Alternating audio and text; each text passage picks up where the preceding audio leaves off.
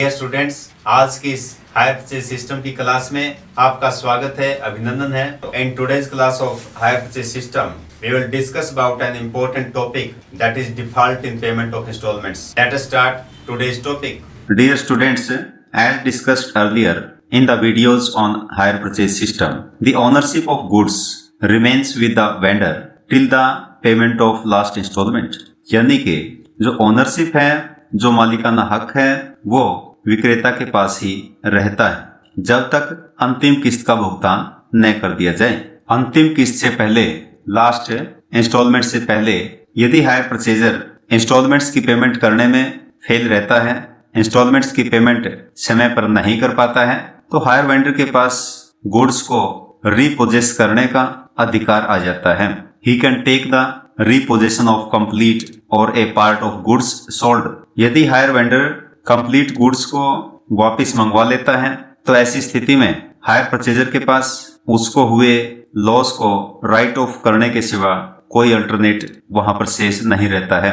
यदि hire purchaser अपनी books में टोटल एसेट वैल्यू मेथड को अडॉप्ट करके खाते तैयार करता है, तो ऐसी स्थिति में वेंडर अकाउंट के बैलेंस को एसेट अकाउंट में ट्रांसफर कर देता है और एसेट अकाउंट का जो भी बैलेंस होता है उसे वह राइट ऑफ कर देता है। इसके विपरीत यदि hire purchaser asset accrual method के अनुसार अपने खाते रखता है, तो ऐसी स्थिति में एसेट अकाउंट में जो भी बैलेंस होता है उसे वह प्रॉफिट एंड लॉस अकाउंट में ट्रांसफर करके समाप्त कर देता है। हायर वेंडर द्वारा संपूर्ण माल की वापसी या आंशिक माल की वापसी लेने पर हायर परचेजर की बुक्स में और हायर वेंडर की बुक्स में जो एंट्रीज पास की जाती हैं उनके बारे में अब हम यहाँ पर डिस्कस करेंगे। First of all we will discuss about the entries in the books of hire purchaser. सबसे पहले तो हमने ये ध्यान रखना होगा कि जो भी एंट्रीज हम इंटरेस्ट के संबंध में करते हैं या डेप्रिसिएशन के संबंध में करते हैं, वो एंट्रीज एज इट इज होंगी,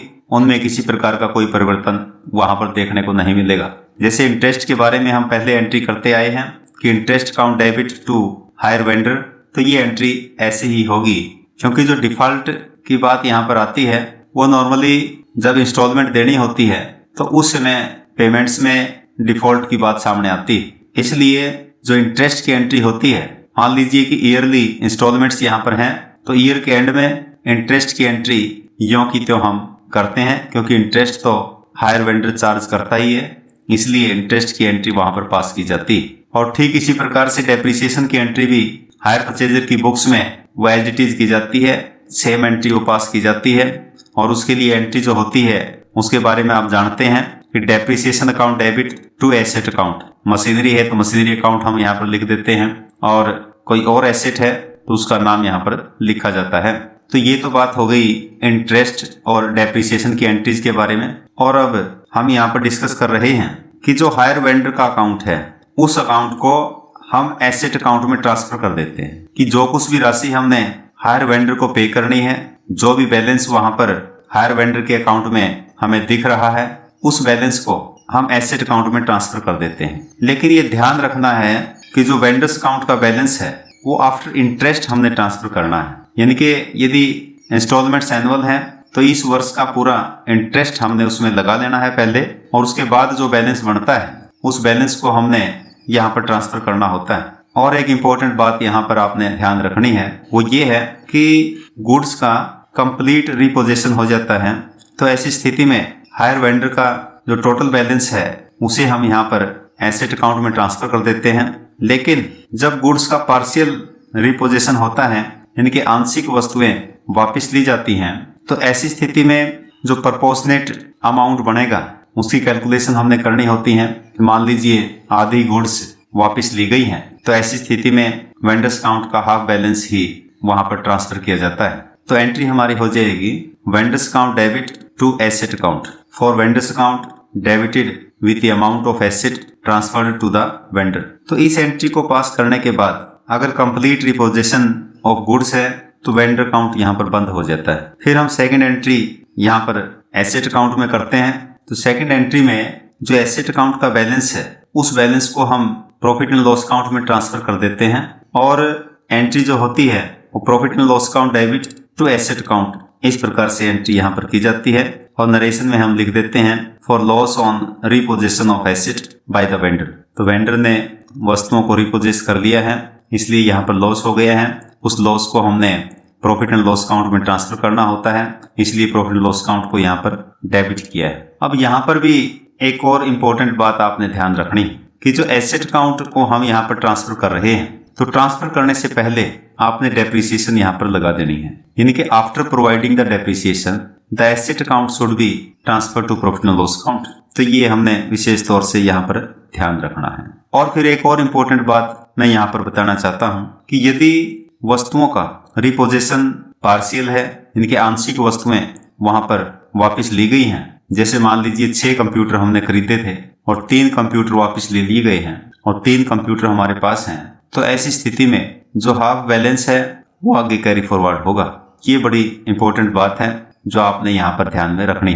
तो ये एंट्रीज मैंने आपको बताई हैं हायर परचेजर की बुक्स में। इस प्रकार से एंट्रीज करने से यदि कंप्लीट रिपोजिशन ऑफ गुड्स हैं तो वेंडर अकाउंट ये यहाँ पर क्लोज हो जाता है, बंद हो जाता है, और जो एसेट अकाउंट है वो भी यहाँ पर क्लोज हो जाता है, बंद हो जाता है। और अब हम डिस्कस करेंगे entries in the books of higher vendor. तो हायर वेंडर की बुक्स में क्या क्या एंट्रीज की जाती हैं उनके बारे में हम यहाँ पर डिस्कस कर रहे हैं। तो सबसे पहले आप देखते हैं कि जो गुड्स वापिस हायर वेंडर के पास आती हैं उनके लिए एक अलग से खाता खोल दिया जाता है और खाते का नाम रख दिया जाता है कि गुड्स रिटर्न अकाउंट, या फिर खाते का नाम रखा जाता है रिपोजेस्ड स्टॉक अकाउंट। तो वस्तुएं वापस आती हैं और इसलिए गुड्स रिटर्न अकाउंट को डेबिट कर दिया जाता है, और जहां से वस्तुएं वापस आई हैं, जिससे वस्तुएं वापस आई हैं उसके खाते को क्रेडिट हम यहाँ पर कर देते हैं to hire purchaser. Hire purchaser से वस्तुएं वापस आई हैं इसलिए इसको हमने क्रेडिट कर दिया है फॉर गुड्स रिपोजेस्ड। इस प्रकार से हम यहाँ पर नरेशन लिख देते हैं। तो यहाँ पर हमने ध्यान जो रखना है वो ध्यान ये रखना होता है कि जो गुड्स रिटर्न हुई हैं, वापस आई हैं, रिपोजेस की गई हैं, इन वस्तुओं को इवेल्युएट किया जाता है कि वो कितने रुपए की वस्तुएं हम यहाँ पर लिखें। तो hire vendor evaluates the goods repossessed first and then pass the entry in his books. पहले वस्तुओं को इवेल्युएट करता है और फिर जो है एंट्री पास की जाती है। तो ये फर्स्ट एंट्री आप देख रहे हैं हायर वेंडर की बुक्स में। और फिर दूसरी एंट्री जो होती है कि ये जो वस्तुएं यहाँ पर रिपोजेस की गई हैं दोबारा से वापस आ गई हैं हायर वेंडर के कब्जे में, तो इन वस्तुओं को यदि आवश्यकता हो तो उन्हें ठीक करवाया जाता है, रिपेयर उनकी करवाई जाती है, इम्प्रूवमेंट्स के लिए कुछ खर्च उनके ऊपर किया जाता है। तो ऐसी स्थिति में जैसे मान लीजिए कंप्यूटर हैं, तो कंप्यूटर्स हैं तो उनको थोड़ा अपडेट करवाया जाता है, ठीक करवाया जाता है, तो उसके लिए कुछ पेमेंट यहाँ पर हायर वेंडर के द्वारा की जाती हैं। तो ऐसी स्थिति में जो एंट्री हायर वेंडर अपनी बुक्स में करता है गुड्स रिटर्न अकाउंट डेबिट और repossessed stock account debit to bank account या कैश अकाउंट, जैसी भी स्थिति है वो हम यहाँ पर एंट्री करते हैं for expenses incurred on the improvement of repossessed stock. तो इस प्रकार से नरेशन यहाँ पर लिखी जाती है। और फिर जो हायर वेंडर है इन वस्तुओं को बेचता है, सेल करता है, क्योंकि मान लीजिए कंप्यूटर वापिस इसके पास आए हैं तो कंप्यूटर बेचना इसका एक बिजनेस है, इसका एक व्यवसाय है, इसलिए इन कंप्यूटर्स को फिर वो दोबारा से बेच देता है। तो ऐसी स्थिति में जो एंट्री होती है bank account debit to goods return account, तो इस प्रकार से एंट्री कर दी जाती है। और नरेशन हम लिखते हैं for cash received on sale of repossessed stock. तो ये थर्ड एंट्री हायर वेंडर अपनी बुक्स में करता है। अब जो ये नया अकाउंट हायर वेंडर ने अपनी बुक्स में खोला है गुड्स रिटर्न अकाउंट, तो इस अकाउंट में हायर वेंडर ये देखेगा कि उसे प्रॉफिट हुआ है कि लॉस हुआ है। अगर हायर वेंडर को प्रॉफिट होता है तो ऐसी स्थिति में प्रॉफिट के संबंध में एंट्री करता है कि goods return account debit to profit and loss account for profit on repossessed goods. तो रिपोजेस्ड गुड्स के ऊपर प्रॉफिट उसको हुआ है इसलिए प्रॉफिट एंड लॉस अकाउंट को यहाँ पर क्रेडिट किया गया है।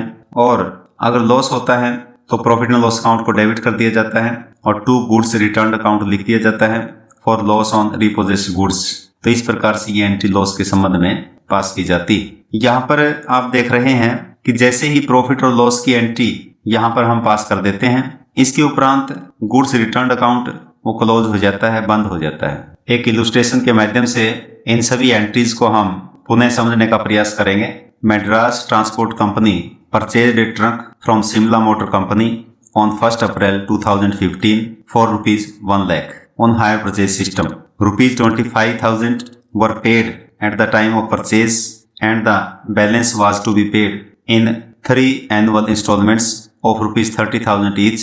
Shimla Motor Company charges interest at the rate of 10% per annum. Madras Transport Company writes off depreciation at the rate of 10% on return down value method. Madras Transport Company could not pay the second installment at the end of second year. As a result of it, Shimla Motor Company took the possession of truck. Shimla Motor Company spent rupees 4,000 on repairs etc. of the truck and sold it for rupees 69,000 on 1st April 2017. Prepare trunk account and account of Shimla Motor Company in the books of Madras Transport Company and goods returned account and account of Madras Transport Company in the books of Shimla Motor Company. तो यहाँ पर हम देख रहे हैं कि higher purchaser की books में दो खाते यहाँ पर बनाने के लिए बोला गया है और ठीक इसी प्रकार से हायर वेंडर की बुक्स में भी दो खाते हमने यहाँ पर तैयार करने। तो सबसे पहले हायर परचेजर की बुक्स में हम ट्रक अकाउंट यहाँ पर बनाएंगे। तो ट्रक अकाउंट के बारे में आप अच्छी तरह से जानते हैं कि किस प्रकार से एक एसेट का अकाउंट यहाँ पर बनाया जाता है। तो ट्रक अकाउंट के डेबिट साइड में हम यहाँ पर लिखेंगे to Shimla motor company rupees 1 lakh, क्योंकि यहाँ पर मेथड के बारे में नहीं बताया गया है किस मेथड से हमने एंट्रीज करनी है। तो ऐसी स्थिति में हायर परचेजर है वो टोटल एसेट वैल्यू मेथड का प्रयोग करता है। इसलिए यहाँ पर 1 अप्रैल 2015 को जब ट्रक शिमला मोटर कंपनी से खरीदा गया तो इसलिए यहाँ पर 1 लाख रुपए लिखा गया है और फिर डेप्रिसिएशन हम लगाएंगे साल के अंत में बाय डेप्रिसिएशन अकाउंट। तो 10% डेप्रिसिएशन का रेट यहाँ पर बताया गया है। तो 10,000 रुपए डेप्रिसिएशन का अमाउंट यहाँ पर हमने रिकॉर्ड कर दिया है और फिर बैलेंस हमने इसका निकाल दिया by balance carry down rupees 90,000 और फिर इस बैलेंस को हम आगे लेकर आए हैं 1 अप्रैल 2016 को रुपीज 90,000 और फिर यहाँ पर जो सेकेंड ईयर के एंड में जो हायर परचेजर है मैड्रास ट्रांसपोर्ट कंपनी है वो यहाँ पर पेमेंट इंस्टॉलमेंट की नहीं कर पा रही है। तो ऐसी स्थिति में हमने यहाँ पर देखना है कि एंट्रीज किस प्रकार से होंगी। सबसे पहली बात तो यहाँ पर ये है कि डेप्रिसिएशन की एंट्री तो आपने करनी ही है। तो इसलिए 31 मार्च 2017 को बाय डेप्रिसिएशन अकाउंट यहाँ पर लिखा गया है, क्योंकि डिमिनिशिंग बैलेंस मेथड इस इलस्ट्रेशन में बताया गया है। इसलिए 10% के हिसाब से 9,000 रुपीज डेप्रिसिएशन यहाँ पर रिकॉर्ड की गई। और फिर जो एंट्री हम यहाँ पर करेंगे, क्योंकि इंस्टॉलमेंट यहाँ पर हायर परचेजर नहीं दे पा रहा है, तो ऐसी स्थिति में ये जो ट्रक है इस ट्रक को वापस हायर वेंडर को करना होगा। तो इसलिए यहाँ पर हम बाय शिमला मोटर कंपनी यहाँ पर लिखेंगे, क्योंकि जब ट्रक हमने प्राप्त किया था तब जो है टू शिमला मोटर कंपनी यहाँ पर लिखा गया था। अब ट्रक की वापसी यहाँ पर होगी, इसलिए बाय शिमला मोटर कंपनी यहाँ पर हम लिखेंगे। जो अमाउंट यहाँ पर लिखना है, क्योंकि कंप्लीट रिपोजेशन ऑफ गुड्स है कि जो ट्रक है उसकी वापसी यहाँ पर होगी। तो ऐसी स्थिति में जो शिमला मोटर कंपनी का बैलेंस है सेकेंड ईयर के एंड में आफ्टर प्रोवाइडिंग इंटरेस्ट जो है लगाने के बाद जो भी बैलेंस शिमला मोटर कंपनी का है वो बैलेंस यहाँ पर लिखा जाता है। इसलिए शिमला मोटर कंपनी का जो अकाउंट है उस अकाउंट से बैलेंस लेकर के हमने यहाँ पर लिखा है 57,750। तो बाय शिमला मोटर कंपनी 57,750। तो ये यहाँ पर ऐसे आपने रिकॉर्ड करना है। उसके बाद एसेट अकाउंट का जो भी बैलेंस आपके पास यहाँ पर शेष रहता है उसको आपने statement of profit and loss में ट्रांसफर कर देना है। यानी कि ये जो भी बैलेंस होता है इतना लॉस हायर परचेजर को यहाँ पर हो जाता है। और यहाँ पर बैलेंस आप देख रहे हैं एक बैलेंसिंग फिगर के रूप में इसको यहाँ पर लिखा गया है 23,250। और ऐसे फिर टोटल दोनों साइड का हमने यहाँ पर कर दिया ट्रक अकाउंट का रुपीज 90,000 बोथ साइड का टोटल यहाँ पर किया गया है। और फिर जो सेकंड अकाउंट है शिमला मोटर कंपनी का, इसे भी हम समझ लेते हैं। शिमला मोटर कंपनी जो है हायर परचेजर के लिए एक क्रेडिटर है, उसको पेमेंट करनी होती है। इसलिए शिमला मोटर कंपनी का खाता है वो क्रेडिट साइड से शुरू होगा। और शिमला मोटर कंपनी से क्योंकि हमने ट्रक परचेज किया है हायर परचेज सिस्टम के अंतर्गत, इसलिए बाय ट्रक अकाउंट यहाँ पर लिखा गया है। तो 1 लाख रुपए का ट्रक यहाँ पर लिया है तो वो राशि यहाँ पर लिखी गई है। और फिर डाउन पेमेंट की एंट्री यहाँ पर की है on 1 April 2015 to bank account rupees 25,000। और साल के अंत में इंटरेस्ट की एंट्री हमने यहाँ पर करनी है बाय इंटरेस्ट अकाउंट, क्योंकि 1 लाख रुपए का ट्रक है उसमें से 25,000 रुपए की पेमेंट डाउन पेमेंट हो गई है। तो 75,000 स्टार्टिंग में यहाँ पर शेष रहता था और उसके ऊपर इंटरेस्ट यहाँ पर लगाया गया है 10% की दर से। तो 75,000 के ऊपर 10% की दर से इंटरेस्ट लगाया है 1 ईयर का, वो 7,500 यहाँ पर आ गया है, उसकी रिकॉर्डिंग यहाँ पर की गई। और फिर फर्स्ट इंस्टॉलमेंट जो है उसकी पेमेंट यहाँ पर हो गई है। तो टू बैंक अकाउंट ₹30,000 और फिर बैलेंस हमने निकाल लिया है, टू बैलेंस कैरी डाउन ₹52,500 और ये टोटल दोनों साइड का हमने यहाँ पर कर दिया है। अब बात आती है सेकेंड ईयर के खाते की। तो सेकेंड ईयर में हम सबसे पहले बैलेंस यहाँ पर लेकर आए हैं बाय बैलेंस BD ₹52,500 और इंटरेस्ट की एंट्री हमने यहाँ पर कर देनी है, क्योंकि यहाँ पर जो सेकंड इंस्टॉलमेंट है यहाँ पर हायर परचेजर इंस्टॉलमेंट की पेमेंट नहीं कर पा रहा है। तो इसलिए हमने ध्यान रखना है कि इंटरेस्ट की एंट्री तो यहाँ पर होगी, तो इसलिए इंटरेस्ट की एंट्री यहाँ पर की गई है बाय इंटरेस्ट अकाउंट। तो 10% जो ओपनिंग बैलेंस सेकेंड ईयर में हम देख रहे हैं हायर वेंडर का 52,500 है, उसके ऊपर 10% की दर से इंटरेस्ट यहाँ पर लगा दिया है ₹5,250। तो ये एंट्री हमने इंटरेस्ट की यहाँ पर की है। अब हायर वेंडर अकाउंट के डेबिट साइड में हमने यहाँ पर टू बैंक लिखना होता है या टू कैश लिखना होता है, क्योंकि पेमेंट इंस्टॉलमेंट की यहाँ पर करनी होती है, लेकिन इंस्टॉलमेंट यहाँ पर हायर परचेजर नहीं दे पा रहा है। तो इसलिए टू बैंक की जगह यहाँ पर टू ट्रक अकाउंट लिख दिया गया है 57,750। तो जो बैलेंस यहाँ पर हायर वेंडर के खाते का है वो यूं का त्यों बैलेंस जो है ट्रक अकाउंट में यहाँ पर ट्रांसफर हो गया है। जैसे हमने ट्रक अकाउंट में देखा अभी, वहां पर हमने लिखा था बाय शिमला मोटर कंपनी 57,750, वो बैलेंस हम यहीं से लेकर गए थे। इसलिए ये दोनों खाते आप जब भी बनाएंगे ये साथ साथ बनेंगे। पहले आपका हायर वेंडर का खाता कंप्लीट होगा और उसके बाद जो एसेट अकाउंट होता है उसे कंप्लीट किया जाता है। तो ये दो खाते हमने यहाँ पर हायर परचेजर की बुक्स में बनाए हैं, समझे हैं। और अब हम हायर वेंडर की बुक्स में दो खाते बनाएंगे। जो फर्स्ट है मैड्रास ट्रांसपोर्ट कंपनी का खाता। तो Madras transport company hire purchaser है और एक डेटर की तरह इसका खाता बनता है। तो डेबिट साइड में हम यहाँ पर लिखेंगे टू हायर सेल्स अकाउंट। जैसे ही ट्रक जो है यहाँ पर हायर परचेज सिस्टम के अंतर्गत बेचा गया है तो ये एंट्री यहाँ पर की गई है। और डाउन पेमेंट की एंट्री भी हम 1 अप्रैल 2015 को यहाँ पर करेंगे बाय बैंक अकाउंट ₹25,000। इसके उपरांत साल के अंत में इंटरेस्ट की एंट्री होगी तो टू इंटरेस्ट अकाउंट हम लिखेंगे ₹7,500, क्योंकि स्टार्टिंग में आप देख रहे हैं कि 25,000 रुपये डाउन पेमेंट यहाँ पर कर दी गई है। तो जो बैलेंस हमारा यहाँ पर था 75,000 का, उस पर 10% की दर से इंटरेस्ट की एंट्री हमने यहाँ पर की है ₹7,500। और फिर फर्स्ट इंस्टॉलमेंट की पेमेंट यहाँ पर की गई है फर्स्ट ईयर के एंड में बाय बैंक अकाउंट ₹30,000। और जो बैलेंस है बैलेंस को हम आगे ले गए हैं बाय बैलेंस कैरी डाउन ₹52,500। ये बैलेंस आगे खाते में हम ले गए। और फिर यहाँ पर सेकंड ईयर के एंड में जो सेकंड इंस्टॉलमेंट यहाँ पर देनी थी तो हायर परचेजर ये इंस्टॉलमेंट पे नहीं कर पाया है। तो ऐसी स्थिति में हमने इंटरेस्ट की एंट्री तो करनी ही है। तो टू इंटरेस्ट अकाउंट यहाँ पर किया गया है। जो सेकंड ईयर में ओपनिंग बैलेंस था उसके ऊपर 10% की दर से यहाँ पर इंटरेस्ट लगाया गया है ₹5,250। और फिर हायर परचेजर अकाउंट के खाते का जो बैलेंस है उस बैलेंस को हम ट्रांसफर कर देते हैं गुड्स रिटर्न अकाउंट में। और यहाँ पर लिखा है बाय गुड्स रिटर्न अकाउंट 57,750। तो इस प्रकार से ये हायर परचेजर अकाउंट यहाँ पर हमने तैयार किया है। और अब गुड्स रिटर्न अकाउंट हम तैयार करेंगे कि माल वापसी खाता, कि माल वापस आ गए हैं हायर वेंडर के पास। इसलिए डेबिट साइड में यहाँ पर लिखा गया है टू मैड्रास ट्रांसपोर्ट कंपनी ₹57,750। ये जो बैलेंस हम देख रहे हैं 31 मार्च 2017 को ये बैलेंस यहाँ पर है। और क्योंकि ईयर का एंड है, सेकेंड ईयर के एंड में ये माल वापस हमें मिला है, इस बैलेंस को हम आगे नेक्स्ट ईयर लेकर जाएंगे बाय बैलेंस CD 57,750। और नेक्स्ट ईयर में इस बैलेंस को हम यहाँ पर लिख लेंगे। फिर इस ट्रक के ऊपर कुछ एक्सपेंसेस यहाँ पर किए गए हैं, आप देख रहे हैं। तो टू बैंक अकाउंट यहाँ पर एक्सपेंसेस लिखे गए हैं ₹4,000 के।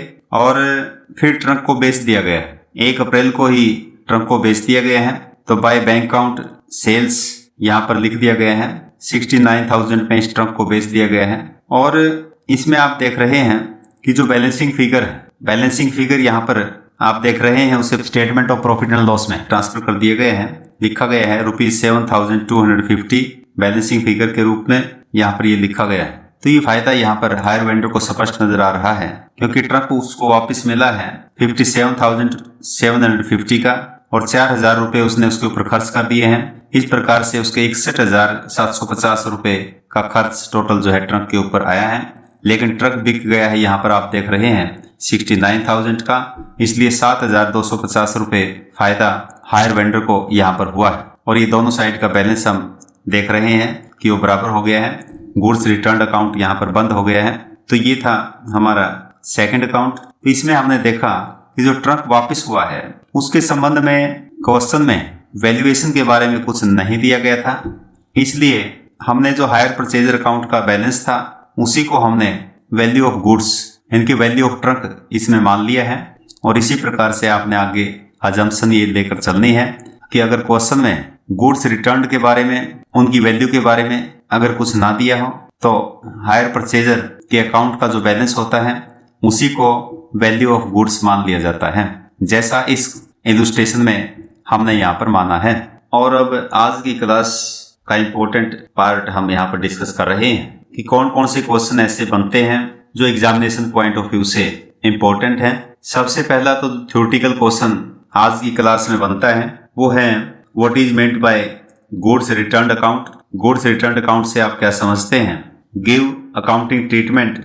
इन case of repossessed goods on default under hire purchase system. तो इस तरह का जो क्वेश्चन है ये 15 नंबर का क्वेश्चन आपका बनता है। तो इसमें आपने जर्नल एंट्रीज के बारे में बताना है और अकाउंट्स में किस प्रकार से एंट्रीज की जाती हैं उनके बारे में आपने यहाँ पर मेंशन करना होता है। तो ये थ्योरेटिकल क्वेश्चन हमारा यहाँ पर बनता है। और एक प्रैक्टिकल क्वेश्चन जो यहाँ पर बनता है वो आपने सॉल्व करना है। Messrs Krishnan and brothers purchased A motor car from Raju automobiles on 1 April 2015 on hire purchase system. The cash price of the motor car was ₹44,680. ₹15,000 were to be paid on signing the agreement and the balance in 3 annual installments of ₹12,000 each. 10% per annum interest is charged by the vendor. Depreciation is written off at the rate of 20% per annum on reducing balance method. The purchaser could not pay off the installment due on 31st March 2017 and as a result of it, the vendor took possession of motor car and vendor estimated its value ₹21,000 and spent ₹1,000 on its repairs. Later on, this motor car was sold for ₹25,600. Prepare necessary accounts in the books of both parties. दोनों पक्षों की पुस्तकों में आपसे खाते बनाइए। तो ये क्वेश्चन है, इस क्वेश्चन को आपने सोल्व करके देखना है। जब आप इस क्वेश्चन को सोल्व करेंगे तो आपके सामने एक प्रॉब्लम आ सकती है, क्योंकि इस अनसोल्व क्वेश्चन में मोटर कार की जो वैल्यूएशन की गई है, जब मोटर कार वापस ली गई तो उसकी वैल्यूएशन की गई हायर वेंडर के द्वारा और वो 21,000 रुपए पर वैल्यूएट की गई है। तो 21,000 रुपए की इस वैल्यूएशन का हायर परचेजर की बुक्स में कोई भी प्रभाव वहां पर नहीं आएगा। 21,000 को आपने हायर परचेजर की बुक्स में कहीं पर नहीं लिखना है। ये 21,000 रुपए की जो वैल्यूएशन की है ये हायर वेंडर ने अपनी सुविधा के लिए की है। और जब भी हायर वेंडर अपनी बुक्स में हायर परचेजर का अकाउंट बनाएगा तो हायर परचेजर के अकाउंट में इस 21,000 रुपए की एंट्री वहां पर हमने करनी है। तो हायर परचेजर हायर वेंडर के लिए एक डेटर है और डेबिट साइड में बैलेंस लिखा रहता है और जब किस्त का भुगतान किया जाता है, इंस्टॉलमेंट का भुगतान किया जाता है तो वो हम क्रेडिट साइड में लिखते हैं। और जब इंस्टॉलमेंट का भुगतान नहीं किया जाएगा तो ऐसी स्थिति में गुड्स को वापस मंगवा लिया जाता है।